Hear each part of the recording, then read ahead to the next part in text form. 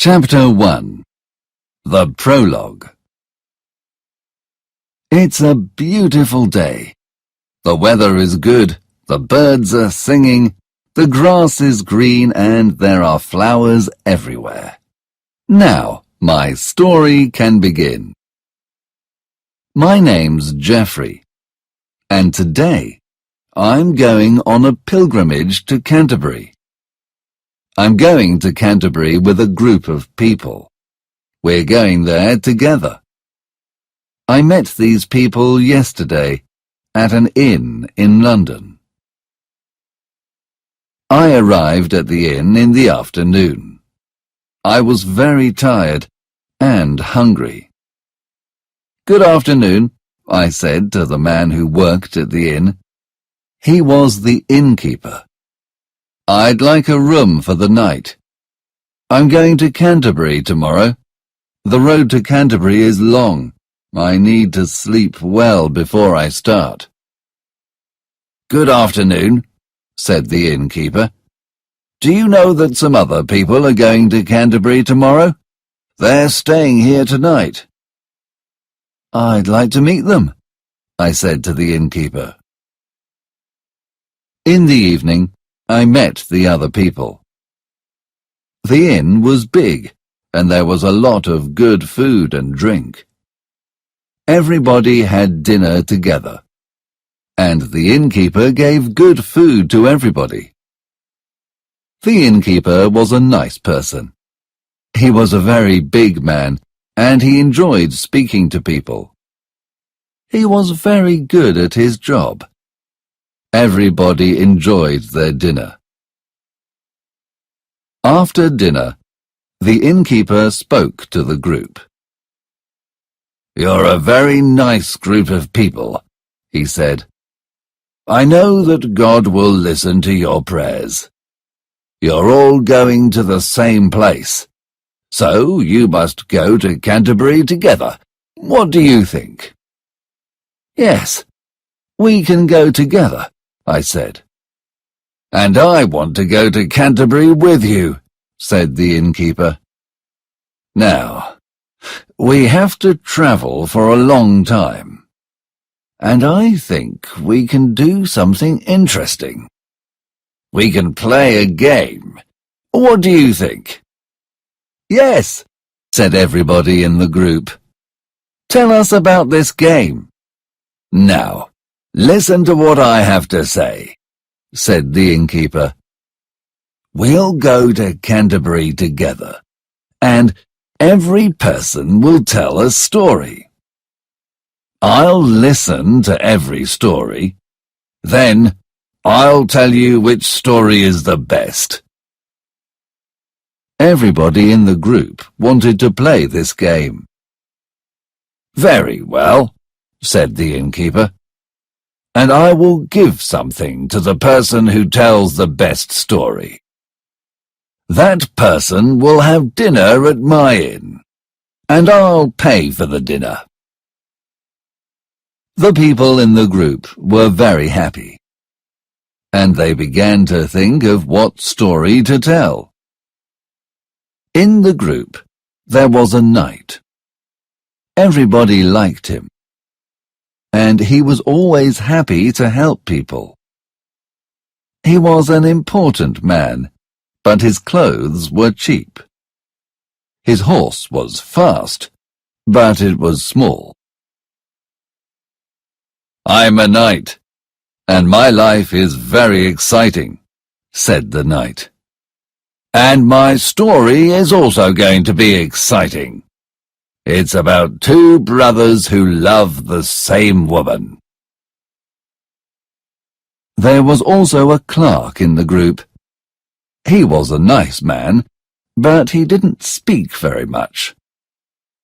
He liked reading and studying. That's all he wanted to do. He was very slim, and he didn't eat very much. And he liked books more than food. "I read a lot of books," said the clerk. "I don't want nice clothes or good food. I don't have much money. And I use the money I have to buy books. That's why I read a lot of stories. My story is very easy to understand. But it's not boring. I think everybody will enjoy it. It's about a king who has many secrets. Another person in the group was a merchant. He had a lot of money, but he wasn't a happy man. He always had a sad face. He was different from the knight. His clothes were very expensive. Everything he had was expensive: his clothes, his hat, and his horse. "I have an important business," said the merchant, "and I have a lot of things to do. But I'm not very happy with my life. And that's why my story will be sad. It'll be about an old man who can't see." I also have to tell you about another man. He was a franklin. He was different from the clerk. He was very rich and important, but he didn't have a business. He had a big house in the country, and he often invited people there. He liked good food. "I'm very old, and my house is big, and I like inviting people there," said the franklin. "In my house I often tell stories.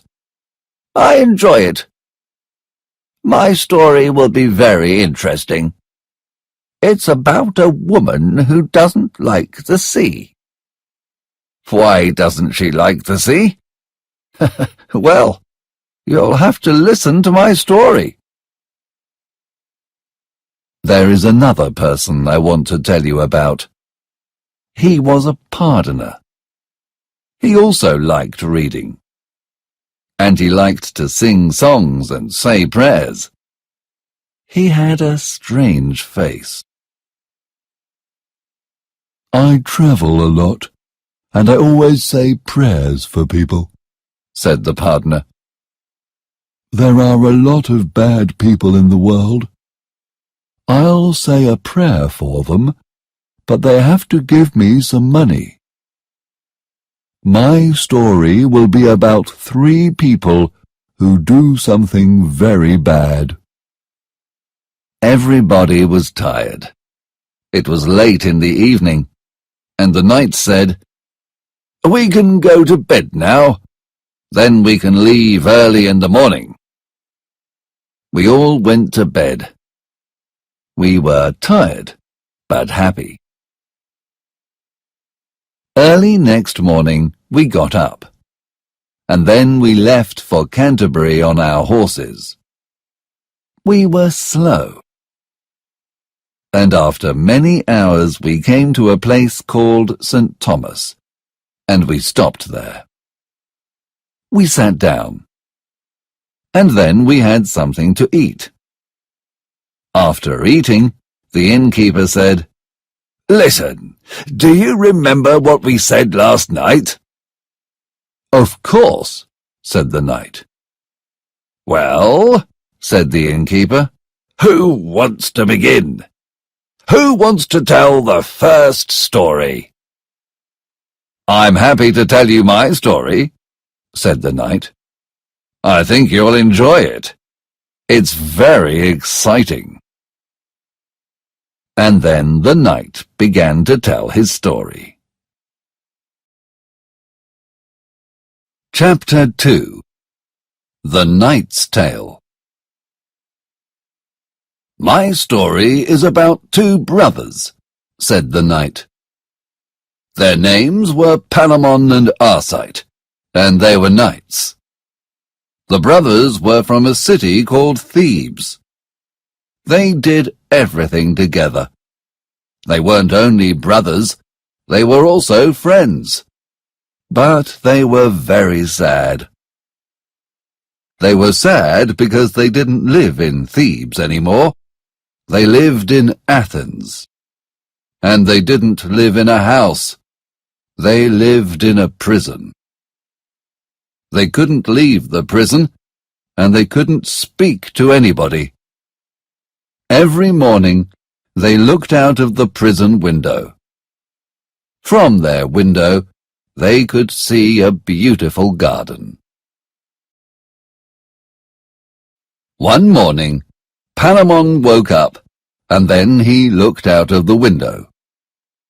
But something was different. There was a woman in the garden. Her name was Emily. She was the daughter of the king of Athens. "Look," said Palamon. "That woman is beautiful. Oh, I'm in love. Arcite, come here. Look." Arcite went to the window, and he saw the woman. "Yes, you're right. She is beautiful," he said. "One day, I'll marry her." "I saw her first," said Palamon. "You can't love her. You must help me." "No," said Arcite. "My love is perfect. You must help me." Arcite and Palamon both loved Emily, and they had the same conversation every day. "I love her." "No, you can't love her," was all you could hear from the small room, their prison. And then, one day, a friend of Arcite's visited the king of Athens. He wanted to speak to the king about Arcite. "Can he go home?" asked Arcite's friend. "He's a good man, and I want to see him again." "I'll do what you ask," said the king. "Arcite can go home, but he must never come to Athens again, and Palamon must stay in prison." Arcite went back to Thebes, but he wasn't happy. "I'm going home," thought Arcite, "but I can't see Emily. Palamon can see her in the garden. It's better in prison." But Palamon was sad as well. "Arcite, you can go back to Athens," he thought. "You can fight the king of Athens, and you can marry Emily. I have to stay in this prison." In Thebes, Arcite was very sad. He didn't sleep or eat very much. "I'll wait for 2 years," thought Arcite, "and then I'll go to Athens again.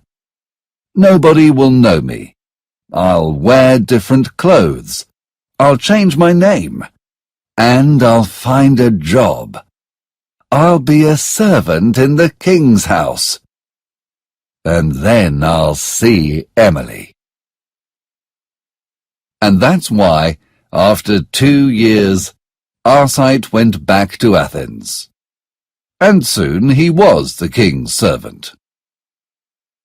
The king liked Arcite because he was good at his job. One day, Arcite went to a forest near Athens, and he sat near a tree. "What can I do?" said Arcite. "I'm the king's servant. I'm near Emily, but she doesn't know who I am. I want to die." Then a man spoke to Arcite. It was Palamon. "Hello, brother. It's me," said Palamon. "Stop thinking about Emily. Only I can love her." "Palamon, it's you," said Arcite. "Why aren't you in prison?" The king sent me home yesterday, but I'm not going home. I want to find Emily." "Well, I'll fight you for Emily," said Arcite. "But not today. We're knights, remember? We must do things in the right way. Tonight, I'll bring some food, and then tomorrow we'll fight."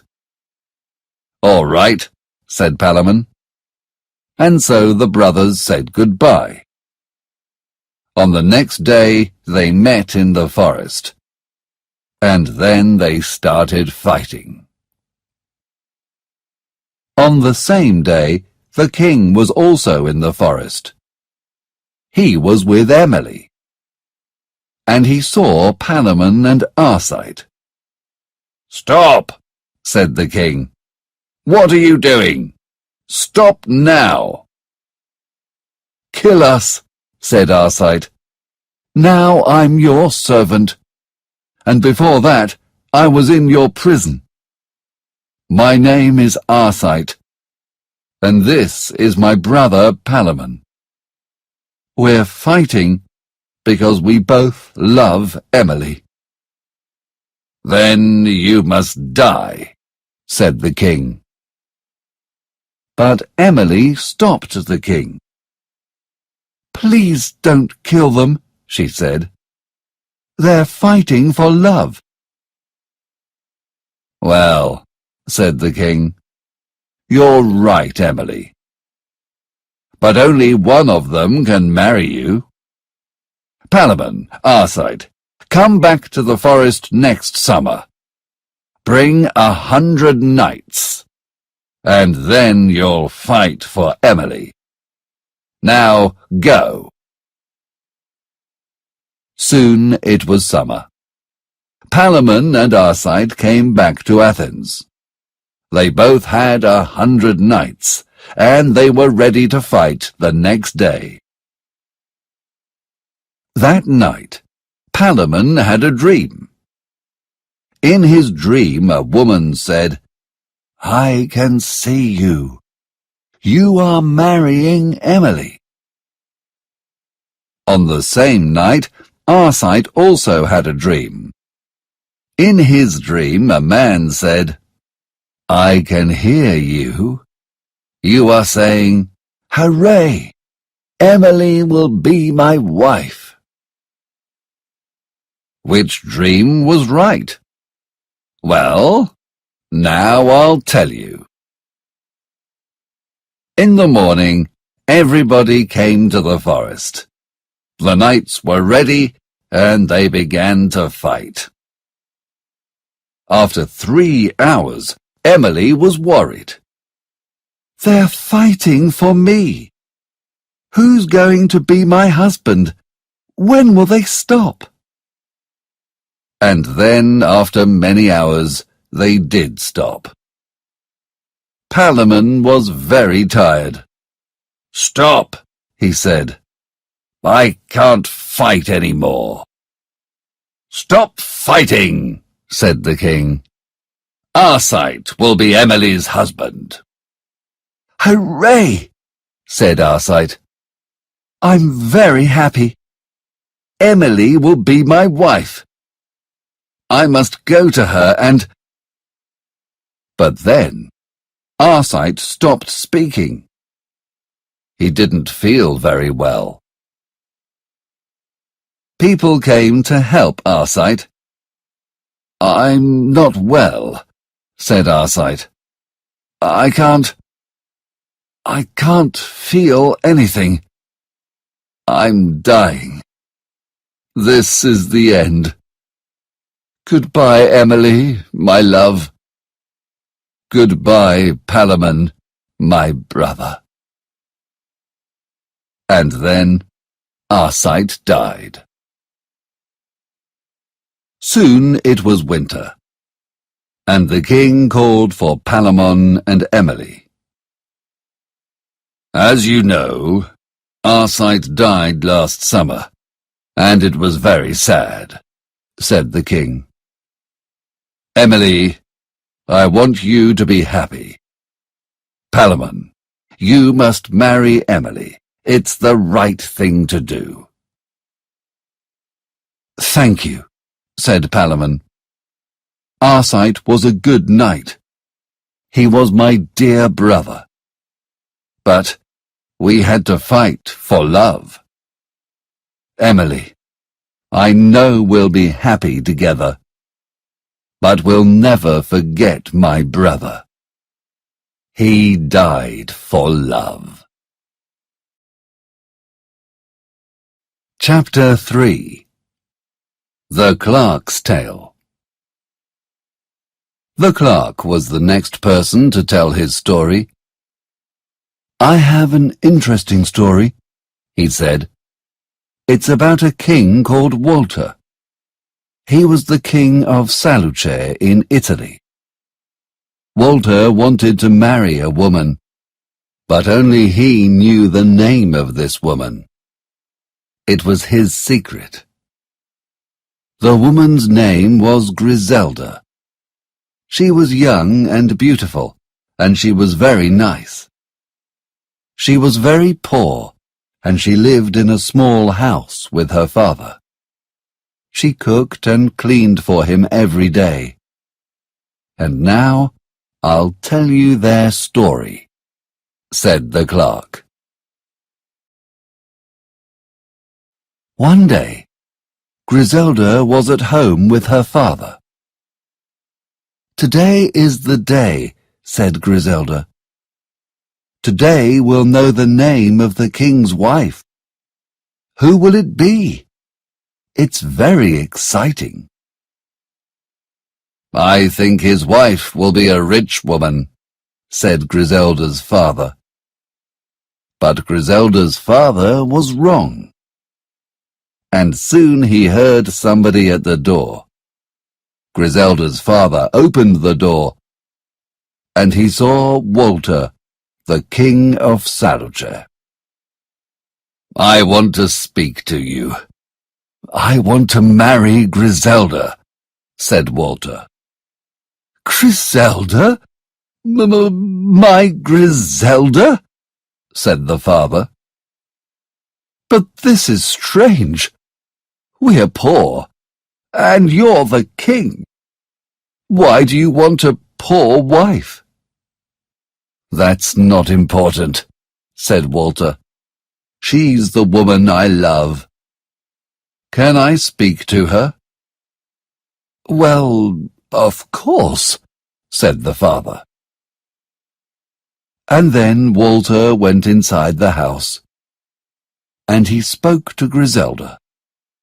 "Griselda," said Walter, "will you be my wife? You must do everything I say." "I'm too poor for you," said Griselda. "I cook and clean. I work hard. I have a different kind of life. But I want you to be happy. I'll be your wife, and I promise to do everything you say." "That's good," said Walter. And then Griselda went home with Walter. Servants arrived. They gave Griselda a beautiful dress, and on that day Walter married Griselda. Walter and Griselda were very happy. The people of the city liked her. Soon Griselda had a beautiful baby girl. Walter was also happy, but he was worried about something. "Griselda is very nice," he thought. "But does she love me? Is she only nice because I'm the king? I have to know that she loves me." Then Walter did something very bad. One night, Griselda was in her room. She was with her daughter. Walter's servant came into the room. "I'm sorry it's late," said the servant, "but I must do what the king says." I must take your daughter." The servant took the child from Griselda. Griselda was very worried. "What's he going to do with my daughter? Is he going to kill her?" thought Griselda. But Griselda said nothing. "Now go," said Griselda to the servant, "and do what the king says." Then the servant took the child to Walter. "Don't tell anybody about this," said Walter to his servant. "Go with my daughter to Milan. She'll live with my sister. But remember, it's a secret. Nobody must know that this girl is my daughter." And then the king's servant took the child to Milan. What did Griselda do? Did she hate her husband? The answer to this question is no. Griselda didn't change. "Does Griselda love me or not?" thought the king. "Oh, I don't know." After 5 years, Griselda had another baby. It was a boy. Griselda was happy again. But Walter wasn't happy. "Griselda," said Walter, "do you promise that you'll always love me?" "Yes, I do," said Griselda. "I'm your wife, and I left my old life. I left my house and my father. I'll die for you. Is that what you want?" But Walter wasn't happy. "I have to know that she loves me," he thought. Soon, Griselda's son was 2 years old. One night, Griselda was in her room. She was with her son. Then, the servant came into her room again. "I must take your son," he said. "It's what the king wants." "First my daughter, and now my son," thought Griselda. "Oh, my children! What will Walter do to my son?" Griselda said goodbye to her son, and then the servant took the child to Walter. "Take my son to Bologna," said Walter. "And remember, this must be a secret." And then the servant left. He took the boy to a family in Bologna. "Now I'll know," thought the king. "Will Griselda love me now?" But Griselda didn't change. She didn't hate Walter. She was good to him. "I don't know what Walter is thinking," thought Griselda. "I promised to love him, and I will love him. But why does he do these bad things?" For some years, Walter was happy. His daughter was in Milan, and she was now 18 years old. And Walter began to worry again. "Does Griselda love me?" he thought again. And then he did another bad thing. The king called for Griselda, and he said to her, "I don't need you any more. I want a new wife." Griselda said nothing, and then she left Walter's room. Walter then spoke to his servant. "Bring me my son and daughter," he said. "But it must be a secret. Don't tell anybody who these children are.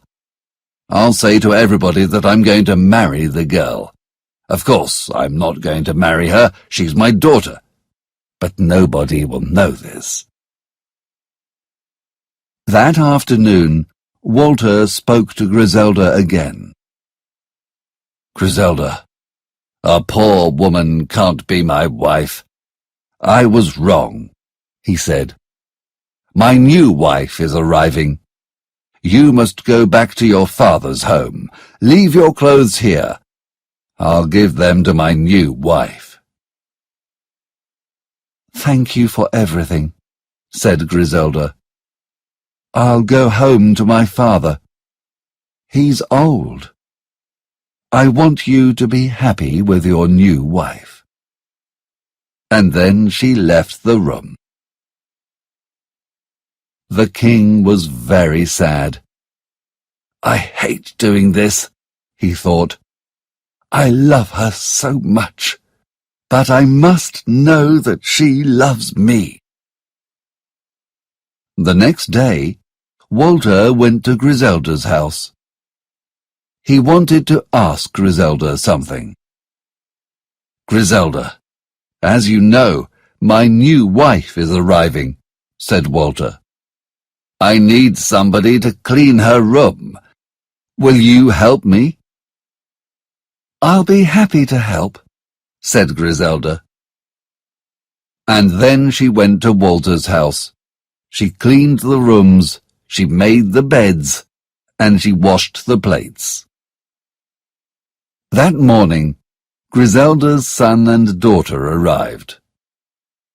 When Griselda saw the girl, she thought, "She's beautiful," and she thought of her daughter. "My daughter is the same age," she thought. And when Griselda saw the boy, she thought of her son. "The boy is so clever. My son is the same age." Of course, she didn't know that they were her children. When Griselda saw the king, she said, "That girl is very nice. She's beautiful. Be nice to her. I hope you'll be happy." "Stop this," said the king. "I don't want to do this any more. My dear wife Griselda, I love you very much. Griselda, you are my wife, and you're perfect." And then Walter called for his son and daughter. "Griselda, this is our daughter, and not my new wife. And this is our son. I'm very sorry. I only wanted you to love me, and now I know that you do. These are our children." Griselda was happy to see her children again. Thank you," said Griselda. "My children are safe." That night they had a big party. Griselda and Walter were both very happy, and Walter never worried about Griselda's love again. Chapter 4. The Merchant's Tale. The merchant told the next story. "I travel a lot," he said, "and everywhere I go, I see people that are sad. I have a wife, but do you think I'm happy? Well, I'm not happy. My wife isn't a nice person, and I hate my life. I want to tell you a story about a husband and wife. It's a story about a rich old man. His name is January. January wanted to find a wife, and he asked his friends to help him. "Don't find me an old wife," said January. "I want a young wife." January's friends found a wife for him. Her name was May. She was young, but she didn't have any money. January was happy with his wife. "I'm old," he thought, "but now I've got a young wife. I won't have any more problems. And May is very beautiful. But there was another person who thought that May was beautiful. It was January's servant. His name was Damien. Damien thought of May all the time. He didn't sleep very much. He didn't want to eat. He loved May. And now he had to see her every day with January. Soon Damien wasn't well. He didn't want to go to work anymore, and he stayed in bed. In bed, he wrote a letter to May. Then he put the letter in a small bag. That evening, January went to dinner. "Where's my servant Damien?" he said. "Damien isn't well," said another servant. "He's in bed now." "I'm sorry about that," said January. "He's a good servant. He works hard. I want to speak to him." After dinner, May and January visited Damien. May went to see Damien first. She sat next to him. "How are you?" asked May. Damien didn't say anything. He took the letter out of his bag, and then he gave the letter to May. "Don't speak to anybody about this letter," he said. When May was at home, she read Damien's letter.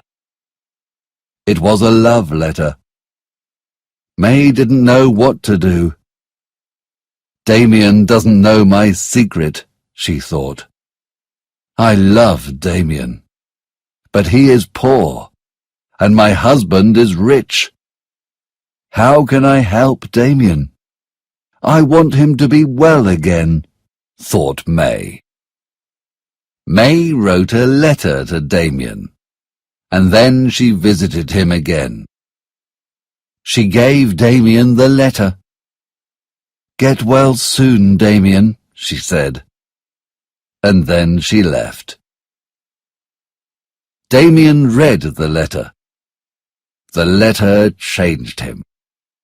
Soon he was well again. The next morning, Damien got up. Now he was happy. Now he wanted to go to work.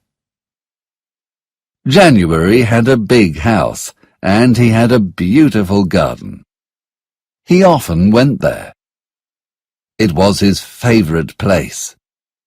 Only January and May could go to the garden. January had a key, and he used the key to go into the garden. One day, January was in his garden. He looked at the trees and the flowers. It was a beautiful day. The weather was perfect. But January didn't feel very well. "Help! Help!" said January. "I can't see. I can't see anything. I'm blind." It was very sad. January couldn't see any more. May went to the garden, and she took January back to the house. January stayed in his room for 2 months. He didn't want to go out, and he often thought about May. "What about May?" he thought. "Now I can't see my beautiful wife. What is she doing? I can't see what she's doing. Does she love me? I know what I'll do. I'll tell her that she must always stay in the house.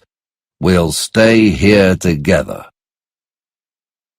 The next day, January said to May, "You must always sit next to me.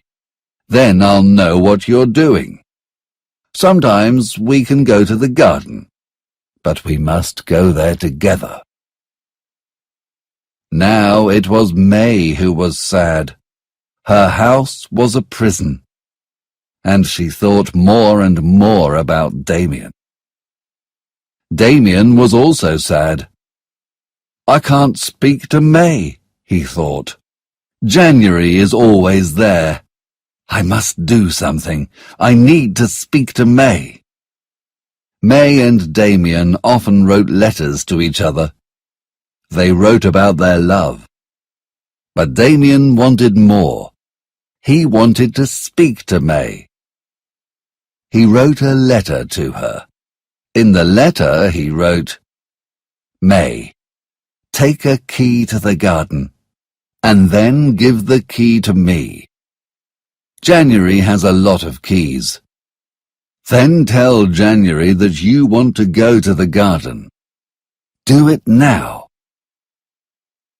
Damien gave the letter to May, and May did what Damien asked. She gave him the key. Then Damien went to the garden, and he waited there for January and May. Soon, January and May were in the garden. January was happy again. I'm old, and I can't see, he said to May. But I have you, my love. I love you so much, and I want to show you how much I love you. Tomorrow I'm going to give you all my money, and this house, and this garden.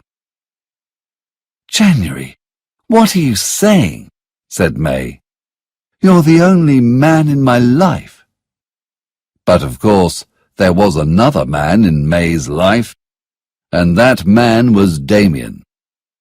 And now she saw Damien in the garden. I'm hungry, said May. I want to go to the apple tree. Then I can eat an apple. Wait here. But May didn't want any apples. She didn't go to the tree. She ran to meet Damien.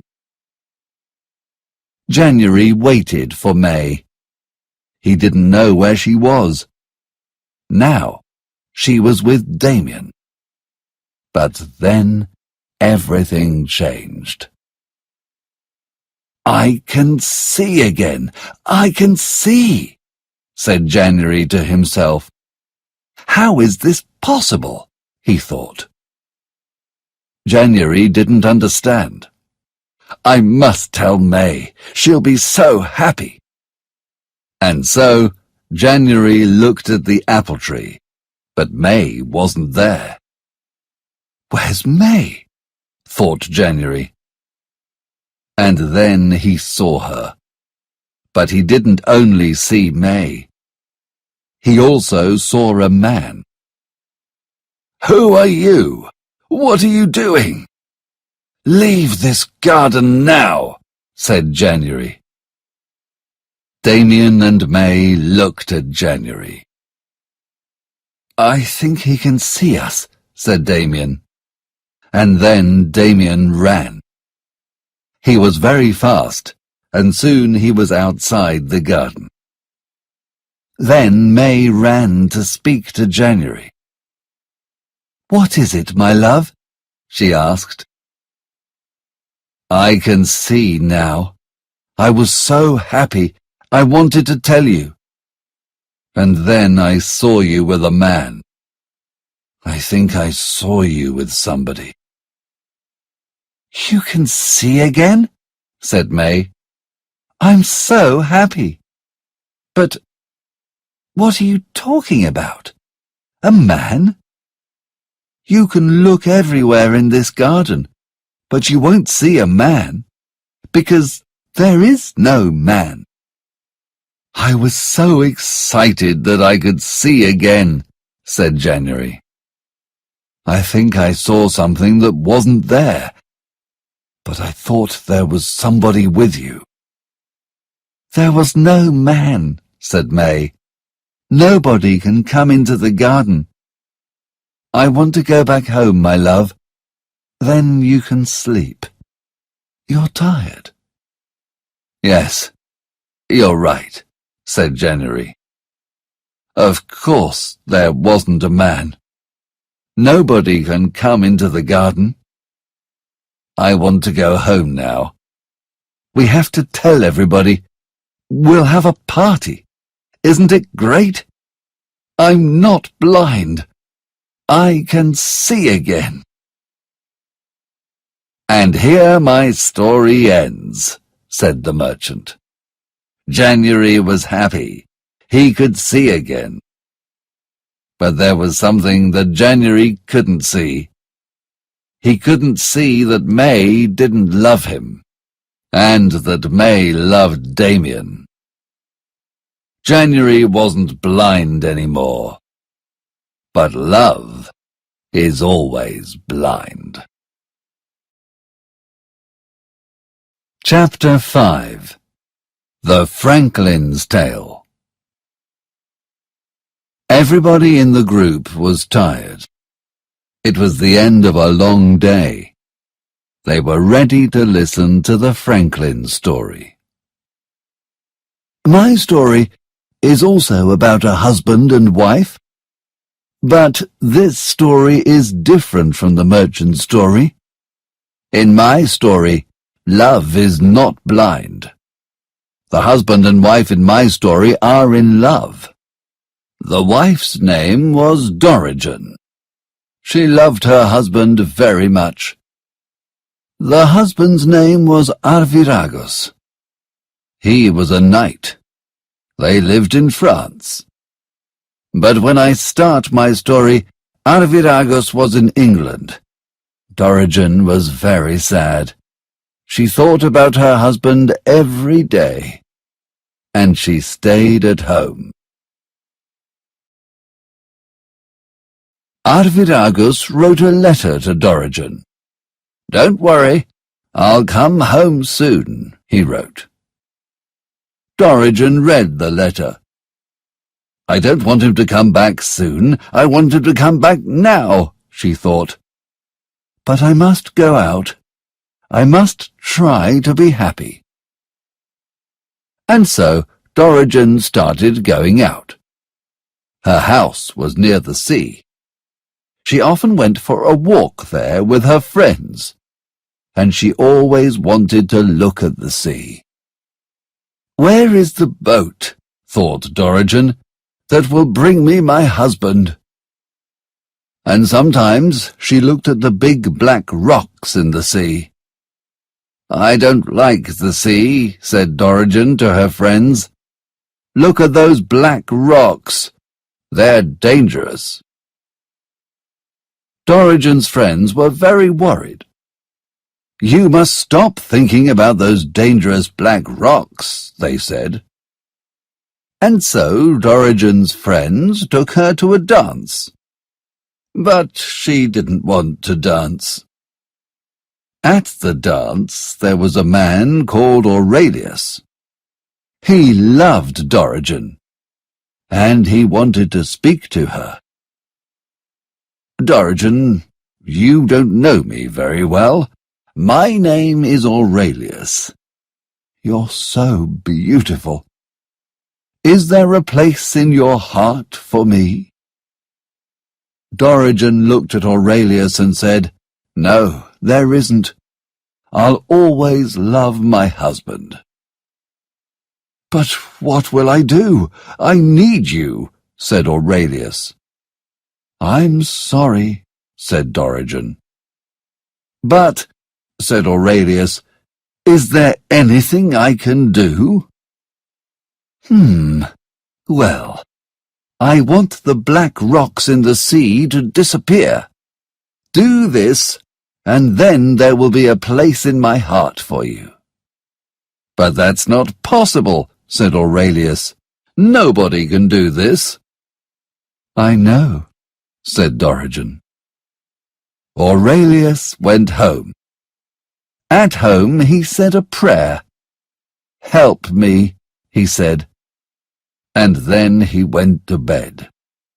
And he stayed at home. He never went out. He didn't want to see anybody. Soon Dorigen's husband came home. Dorigen and Arviragus were together again. Aurelius was at home. He was always at home. One day, Aurelius read an interesting book. It was a book about magic. I can use magic? With magic, the black rocks will disappear, thought Aurelius. I know a man in Orléans. His name is Simon. He's famous for his magic. I can ask him to help me. The next day, Aurelius went to Simon's house. "Hello," said Simon. "Have dinner with me, and you can tell me everything." At dinner there was every kind of food. There was meat, fish, fruit, and vegetables. They ate, and Aurelius told Simon his story. Simon listened to the story, and then he said, "It's true that I sometimes do magic, and now I'll do some magic for you." And then the food on the table disappeared. Aurelius was very happy. "Can you help me," said Aurelius, "with the black rocks?" "Yes, I can," said Simon, "but it'll be expensive. You have to pay me £1,000. "That's a lot of money," said Aurelius. "But all right, you must be quick. I want to go home tomorrow." In the morning they went back to Aurelius's house. Simon started work, and after 2 days he was ready. "Aurelius," he said, "we can go and see the black rocks." They went to the sea, but when they arrived, the black rocks weren't there any more. "Oh, thank you so much," said Aurelius. "I must show this to Dorigen." The next day, Aurelius met Dorigen. "Hello, Dorigen," he said. "Do you remember our conversation about the dangerous black rocks? Do you remember what you promised?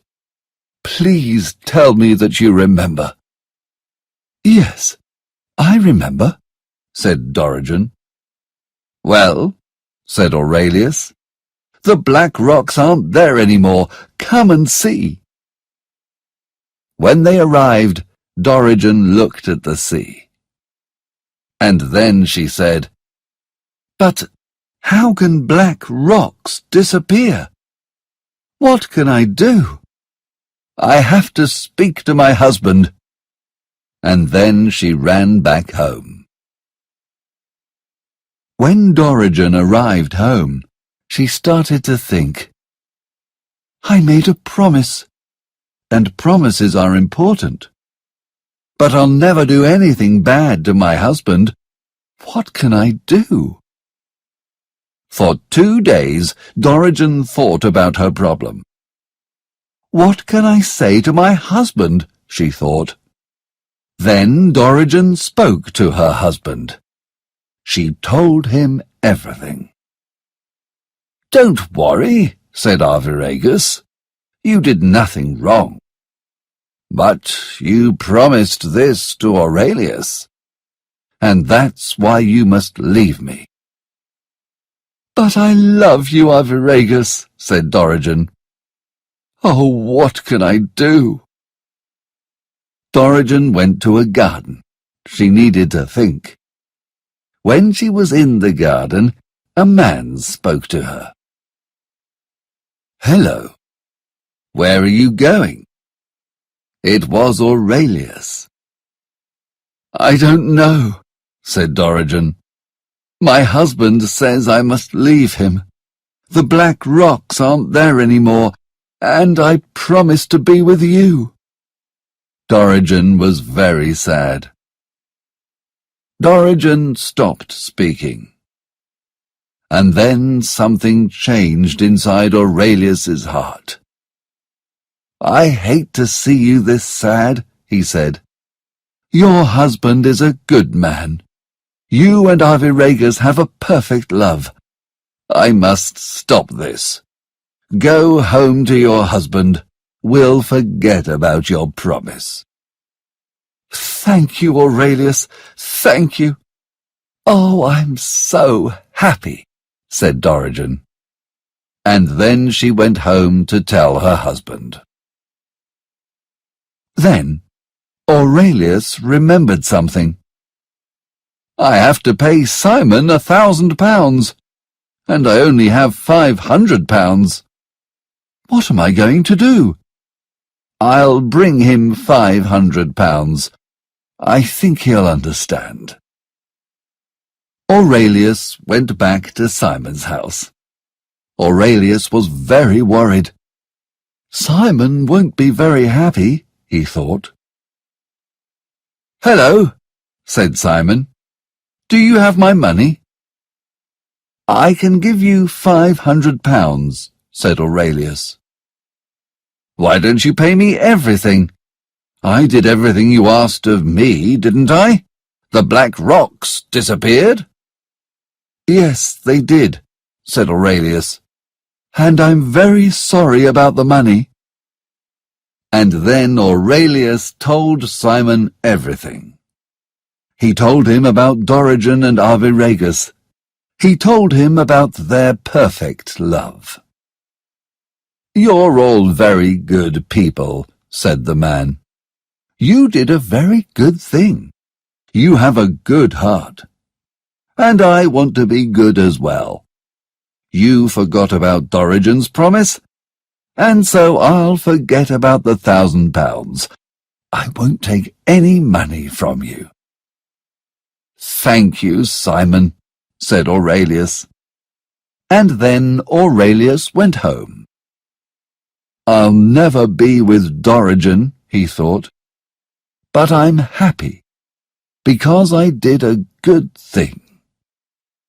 And that is the end of my story, said the Franklin.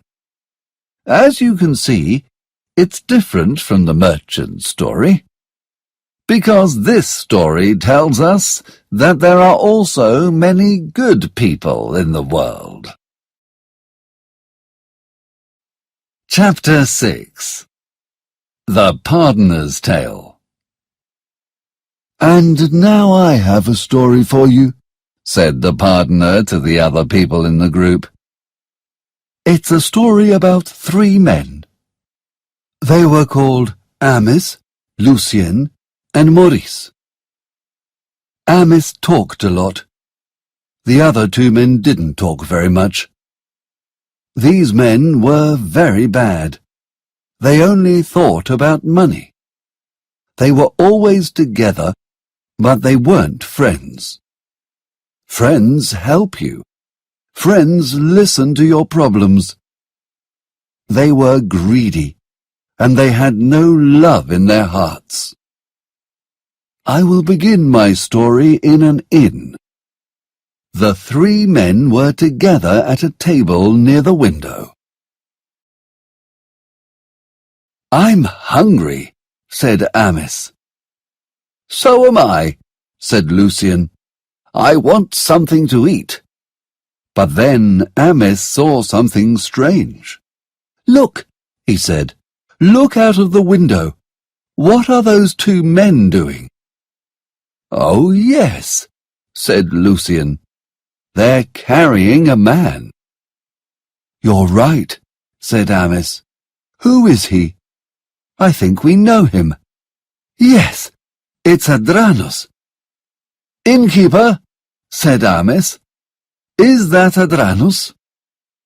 "Yes, it is. Adranus died last night. Somebody killed him," said the innkeeper. "Who did this to Adranus?" asked Amis. "Death did it," said the innkeeper. "Death? That's a strange name," said Amis. "Why is he called Death?" "Because of the things he does," said the innkeeper. "Last week he met 5 people, and he killed them all. Nobody can find him. Everybody is worried about Death." "We'll look for him," said Amis. "It'll be good fun. We'll find him, and we'll fight this strange man called Death." "Don't do it," said the innkeeper. "He's very dangerous." "Don't worry, we know what to do," said Amis. "People say that Death lives near the mountain," said the innkeeper. "Don't go near the mountain, or you'll be the next people to die." "Well, we're going to the mountain. Nothing will stop us." And so the three men left the inn, and then they started walking to the mountain. The three men walked for a long time. They often had to stop. After some hours, the three men met an old man. "Hey, old man," said Amis. "What do you want?" said the old man. "Do you know a man called Death?" "Yes, I know about him," said the old man. "But why are you asking me this? Don't go near that man. He's dangerous." "Tell us where we can find him," said Amis. "Nobody knows where he is," said the old man. "But people say he often goes to a place. They say he puts his money there." "Money?" said Amis. "Where is this place?" "Before you walk up the mountain, there's a very old tree. It's near the road that goes to the mountain. Sometimes he goes there. They say he's got a lot of money." "I think I know where this tree is," said Amis. "We can go there now." "No, stop," said the old man. But it was too late. The friends wanted to find the tree. After 2 hours, they arrived at the place, and they saw the tree. "I want to look for the money now," said Amis. "Do you remember? The old man said that Death put it here." They looked for the money, and soon they found it. It was under a small rock. There was a lot of money in a big bag. The bag was very difficult to carry. "Here it is! Look how much there is! We're rich!" said Amis. "Hooray!" they said. "We've got a lot of money!" They were very excited. "I want to get something to eat and drink," said Amis. "Okay," said Lucien. "We can go to the town and buy something." "But wait," said Amis. "Two of us must wait here with the money. Maurice, you go to the town. We'll wait for you here." "Okay," said Maurice, and he went to the town. The other two men waited under the tree. After an hour, Amis thought of something. "Listen," said Amis. "There's a lot of money in that bag." "Yes, you're right," said Lucien. "There's about 600 pounds. That's 200 pounds each." "Yes, but I think we can have 300 pounds each." "How?" said Lucien. "Well, we can kill Maurice when he comes back. Then we'll have more money." "Yes, I want to do that," said Lucien. And then the two men waited for Maurice. Maurice was near the town, and he started thinking. "Well, there's about 600 pounds in that bag. That's about 200 pounds for me. 200 pounds is a lot of money. But 600 pounds is much more. £600 will change my life. I know what I'll do. I'll kill Amice and Lucien. Then I'll have all the money." 10 minutes later, Maurice arrived at the town. He bought some food and drink, but he also bought some poison. He put the poison in the drink, and then he went back to the tree. It was getting late when Maurice arrived. "Amice, Lucien, I've got the food and—" And they were the last words that Maurice spoke, because then Amice and Lucien killed him. "And now we have more money," said Amice. They didn't worry about Maurice. The two men were happy. They drank together. Soon the poison was in their bodies, and after 1 minute, the poison killed them. "That's the end of my story," said the partner. The 3 men wanted to fight death. They were greedy, and that's why they died. I want you to remember this story when we arrive at Canterbury, and when we say our prayers." The others thought it was a very good story. And then the people in the group thought about all the stories. There were a lot of things to think about. And after 4 days, Canterbury was very, very near.